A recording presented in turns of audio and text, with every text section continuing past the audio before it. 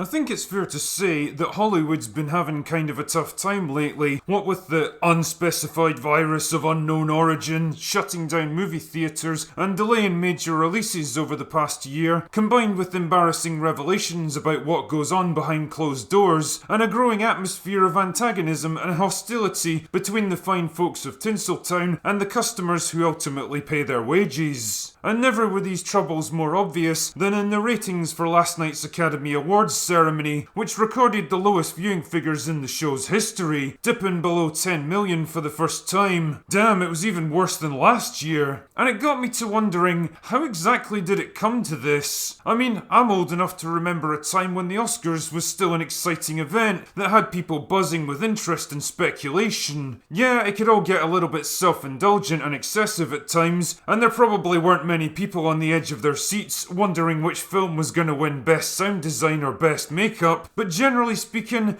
the Oscars were an important barometer for the way the industry was going, and any film that won Best Picture was probably something you should pay attention to. But over time, it all began to change. As the years passed, the atmosphere changed from a celebration of film to a denigration of modern culture. More and more people used their time on the podium to push their hastily concocted political opinions, comment on the social issues of the day, and of course, rail against the Orange Man for some cheap applause. This kind of unwelcome political diarrhea all went hand in hand with demands for nominees to be picked based on their demographic makeup rather than the quality of their work. Great stuff, but the more desperately Hollywood tried to prove how virtuous and socially aware they were, the more we learned about the disturbing abuses of power behind the scenes that so many of them had quietly swept under the rug and turned a blind eye to for years. The end result of all of this was that Hollywood developed a reputation as a clique of arrogant, corrupt, spoiled, out-of-touch narcissists, endlessly lecturing regular people about how to live their lives while conveniently ignoring their own shortcomings, pushing divisive political rhetoric with only a vague understanding of the issues at hand, and self-righteously railing against the very system that pays for their obscenely lavish lifestyles in the first place. So I guess this video is kind of an open letter to anyone in Hollywood who might be inclined to listen. And that being the case,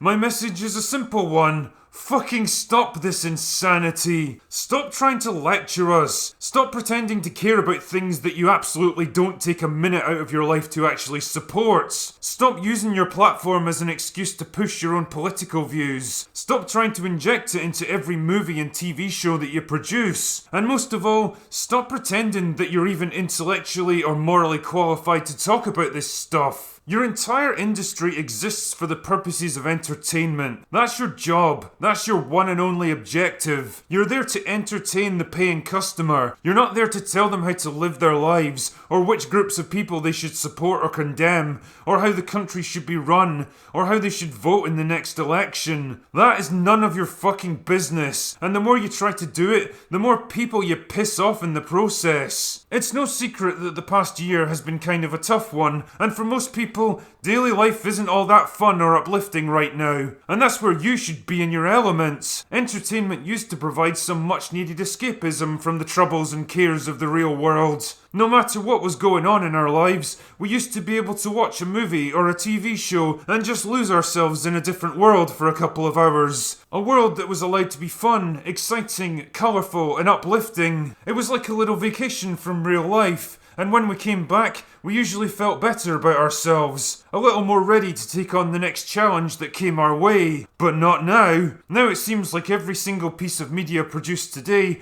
has to be saddled with all the baggage and issues and grievances of the real world. There's literally no escape from it anymore. Everywhere we turn, we're bombarded with relentless doom and gloom, or smug lectures about how we need to be better, or thinly veiled attacks hidden behind the mask of righteousness. Do you really think that's what people want or need right now? And what's worse is that all of it comes from people who absolutely aren't in a position to lecture anyone. Believe it or not, I don't entirely blame you for this. You live in a strange little fantasy bubble, safely removed from the real world, and surrounded by people who think just like you, or at least pretend to. People who automatically agree with every dumb thing that you say, and fueled by news and social media that's entirely skewed in one direction. But all that stuff is just as fake as the movies you produce, and the result is that you don't really understand the people you try to pander to. I mean, imagine for a moment that you're a working class family whose business has been shut down for the past year, leaving you struggling just to put food on the table. Every single day is a desperate grind to keep going and make ends meet. Then some multi-millionaire actor who lives in a gated mansion and wears clothes that cost more than your annual salary appears on your TV and starts demanding that you recognise your privilege, do better, and vote for the people they tell you to. Well, how would you react to that? Now perhaps you begin to see why regular people are less and less interested in watching you and your rich friends slap each other on the back for making things that nobody wants to watch and smelling your own farts for several hours. The thing is,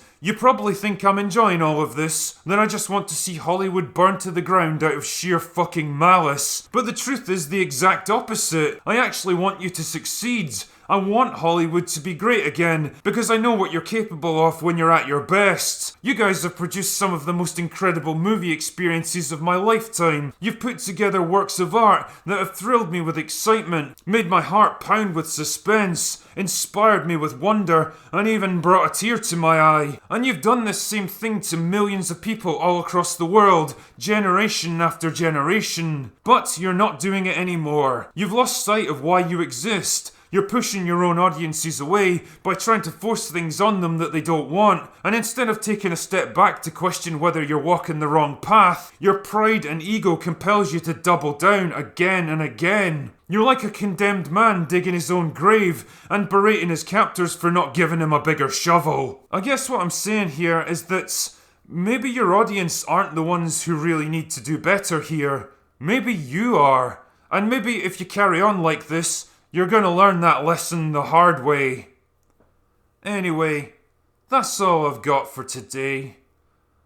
Go away now.